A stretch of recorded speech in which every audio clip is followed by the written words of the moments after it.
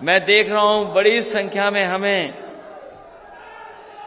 सभी पदाधिकारी नेता दिखाई दे रहे हैं।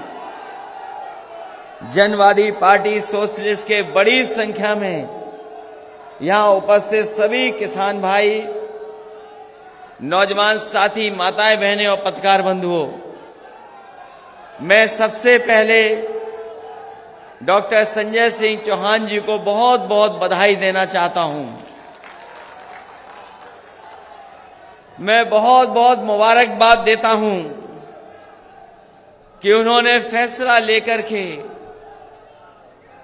और इस कार्यक्रम को आयोजन करने का काम किया है। मैं देख सकता हूं बड़ी संख्या में लोग हमें दिखाई दे रहे हैं। जहां देख रहा हूं मैदान में मुझे जनवादी के एक एक कार्यकर्ता नेता दिखाई दे रहा है।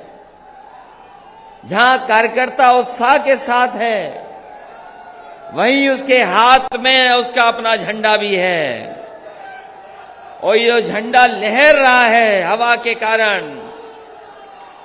ये जो लहरता हुआ झंडा हम दिखाई दे रहा है मुझे, मैं कह सकता हूं कि आने वाले समय में भारतीय जनता पार्टी का सफाया होना निश्चित है।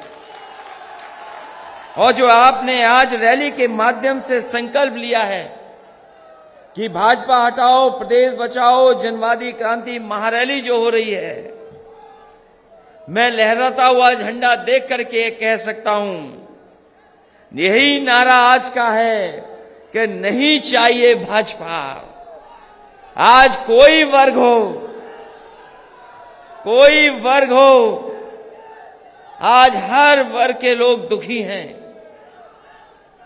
इतना अन्याय, इतने दुख तकलीफ किसी सरकार ने नहीं दी होगी, इतनी परेशानी किसी सरकार ने नहीं दी होगी जितना भारतीय जनता पार्टी की सरकार ने आम जनता को परेशानी और तकलीफ देने का काम किया है। आप लोग यहां से चल करके आए हैं, प्रदेश के दूसरे हिस्से से चल करके आए हैं। जो लोग चले होंगे कई 6 घंटे में पहुंचे होंगे। हो सकता है जो बस से चले उन्हें ज्यादा समय लगा हो। रात भर चल करके आए हैं, अपनी तकलीफ अपनी परेशानी का सामना करते हुए आए हैं। और ये पहली बार इतना जन क्रांति का कार्यक्रम हो रहा है। मैं ये कह सकता हूं कि आने वाले समय में जो धोखा दिया है भारतीय जनता पार्टी ने, आपके समाज को जो धोखा देने का काम किया है, आपके समाज का जो हक छीनने का काम किया है, यही समाज के लोग मिलकर के डॉक्टर संजय सिंह चौहान के अपील पर भारतीय जनता पार्टी को उत्तर प्रदेश से हटाने का काम करेंगे। जिस मैदान में हम लोग यहां पर हैं, मैदान के बगल में हवाई अड्डा है। पहले ये सरकार का हवाई अड्डा होता था। जहां ये मैदान है और आते जाते हवाई जहाज आपने देखे होंगे, ये पीछे जो पहले सरकार का हवाई अड्डा होता था, लेकिन अब ये सरकार का हवाई अड्डा नहीं है, ये बिक गया है हवाई अड्डा। जब हम और आप लोग बैठ करके यहां फैसला ले रहे हैं कि भारतीय जनता पार्टी का सफाया करेंगे, वहीं दिल्ली के किनारे भारतीय जनता पार्टी के लोग भी बैठे हैं। भारतीय जनता पार्टी के लोग भी एक शिलान्यास करने गए हैं। मैंने जब अखबार पढ़ा तो मैंने अखबार में देखा कि उनके बैठने के लिए उनके पंडाल में 90,000 के आसपास कुछ कुर्सियां लगी हैं। जो देश के प्रधानमंत्री जहां आ रहे हैं, जहां प्रदेश के मुख्यमंत्री पहुंच रहे हैं, तमाम मंत्री, तमाम लोग पहुंच रहे, पूरी सरकार पहुंच रही, जहां पर पूरा पुलिस का प्रबंधन है, वो लोग पहुंच रहे हैं। हो सकता है फौज के लोग भी बुला लिए हों।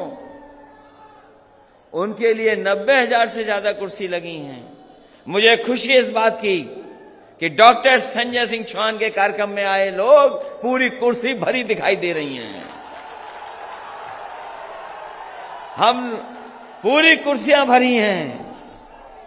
वो 90,000 से ज्यादा कुर्सी भर सकते हैं। हमारे डॉक्टर संजय सिंह चौहान और हमारी जनवादी पार्टी के लोग तो सरकार में नहीं हैं, कहीं इनका मंत्री नहीं है, कोई कुछ नहीं है, तब भी सब कुर्सियां भर दी। ये भरोसा दिला रहा है कि जिस समय वोट डाला जाएगा तो एक वोट तो ये डालेंगे अपने अपमान का जो धोखा दिया है, और दूसरा वोट साइकिल की रफ्तार बढ़ाने के लिए वोट डालेंगे। ये कैसे भारतीय जनता पार्टी के लोग हैं? एक तरफ तो हवाई अड्डा बेच रहे हैं, दूसरी तरफ हवाई अड्डा बना रहे हैं। बताओ आप इनकी बातों पे भरोसा करोगे कि नहीं करोगे? कौन भरोसा करेगा इन पर? ये सरकार का हवाई अड्डा बिक गया। सरकार एक हवाई अड्डा बना रही है, और ये हवाई अड्डा किस लिए बन रहा है उसका गणित मुझे समझ में नहीं आता। जब मैंने जानकारी हासिल करने की कोशिश की, मुझे वो समय याद आया जब भारतीय जनता पार्टी के लोगों ने कहा था कि ये गरीब हवाई चप्पल पे चलने वाला हवाई जहाज पे चलेगा। बताओ हमारे गरीब भाइयों, कितने लोग हैं जो हवाई जहाज पे चल लिए हैं? यही बीजेपी का नारा था कि हवाई चप्पल पहनने वाला हवाई जहाज पर बैठेगा। हवाई जहाज भी बेच दिए, हवाई जहाज जहां खड़े होते हैं वो एयरपोर्ट भी बेच दिया। और जो हवाई जहाज के गणित समझेगा वो सोचेगा क्या गणित है हवाई जहाज का? जितने भी एयरपोर्ट बने हैं सब घाटे में हैं। दिल्ली का एयरपोर्ट कई हजार करोड़ में घाटे में है।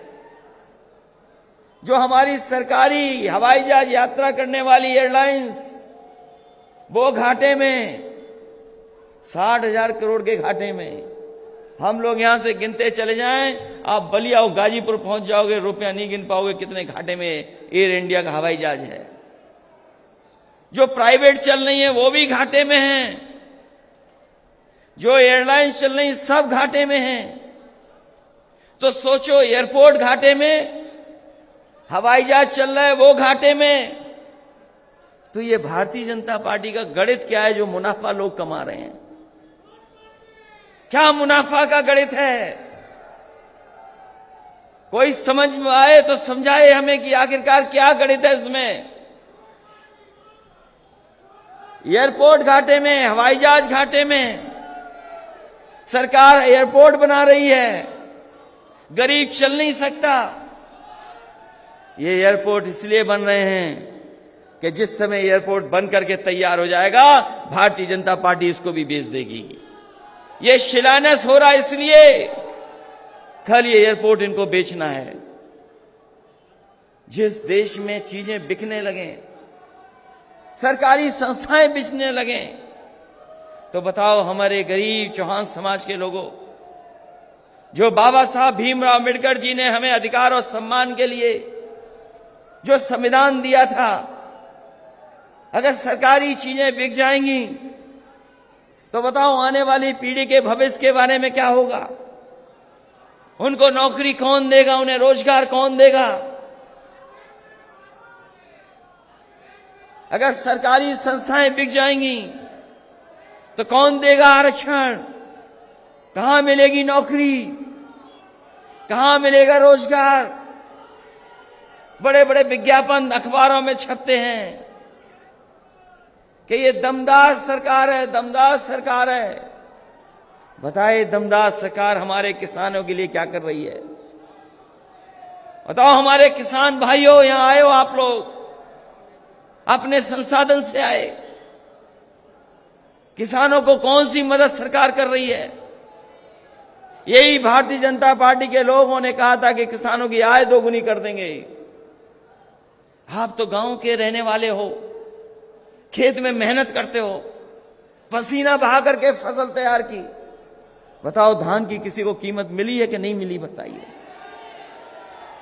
धान खड़ा खड़ा ऐसे ही बर्बाद हो गया। किसान भाइयों बताओ कहां धान की कीमत मिल रही? और जो खाद खरीदने गए, बताओ लाइन में लगे रहे आप, क्या आपको खाद मिल गई? डीएपी मिल गई क्या?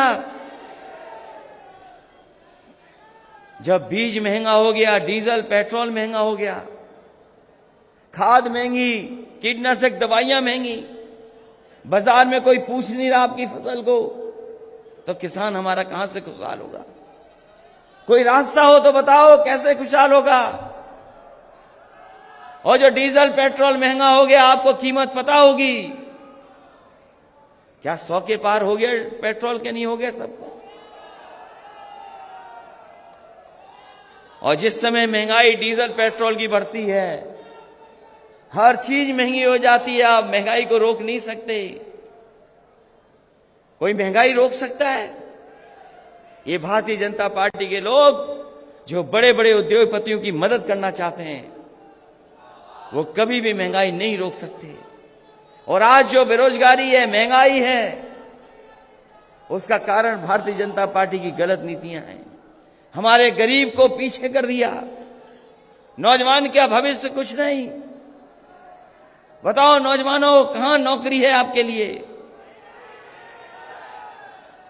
अगर नौकरी हो तो बताओ। और इधर पढ़ाई पूरी चौपट हो गई, बच्चों की भी पढ़ाई बर्बाद हो गई।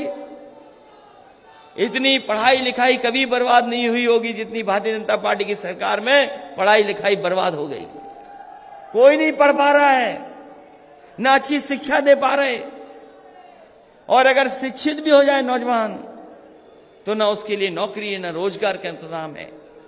कहने को तो दावा कर सकते हैं कि देश की सबसे ज्यादा नई आबादी यहां है, लेकिन इस आबादी को नौकरी कहां मिल रही है? हमारा किसान देख रहा है कि कैसे खुशहाली तरक्की आएगी। गन्ने के किसानों का बकाया है अभी तक, गन्ने का किसान का बकाया अभी तक सरकार नहीं दे पा रही है। डीजल पेट्रोल तो महंगा ही है, लेकिन जब बिजली का बिल आता होगा तो बताओ बिल से आपको करंट लग रहा कि नहीं लग रहा? कौन कम करेगा? अगर कोई कम कर सकता है तो वो समाजवादी लोग हैं। हम आपको भरोसा दिलाते हैं, उम्मीद से ज्यादा राहत देने का काम समाजवादी लोग करेंगे। चैनल को सब्सक्राइब करें और घंटी जरूर दबाएं।